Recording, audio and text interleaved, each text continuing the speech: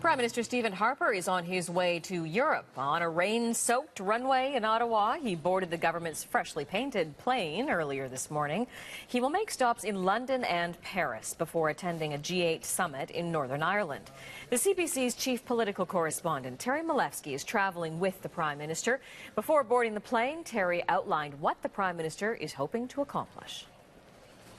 Well, Prime Minister Harper will certainly be hoping, and with good reason, that he can change the channel from all Mike Duffy all the time by leaving for Europe in his freshly painted plane and engaging in all kinds of pageantry and summitry.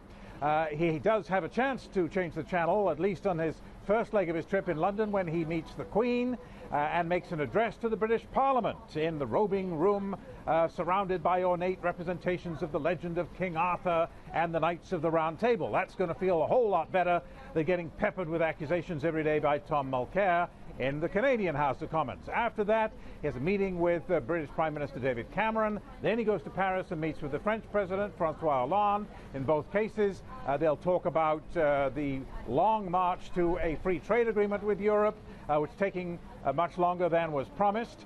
Sticking points of beef and pork and pharmaceuticals and government procurement. Neither side wants to blink in these final negotiations. One word of caution, the Prime Minister's staff is playing down any expectations that we may see a deal finalized on this trip.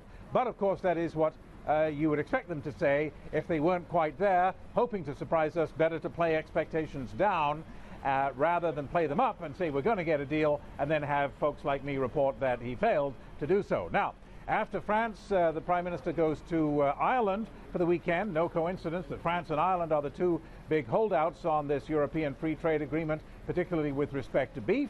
And then Monday and Tuesday of next week, he will be at the G8 summit, chaired by the British Prime Minister, focusing on things like tax evasion. So, with luck, if Mr. Harper's luck holds, he will not face every single question being about Mike Duffy and Nigel Wright. And any relief from this, of course, will be a relief, even if it may be temporary, because, of course, over the summer, the channel may indeed change from Conservative Senator Mike Duffy to Conservative Senator Pam Wallen. This is Terry Malewski, CBC News, with Harper's trip to Europe.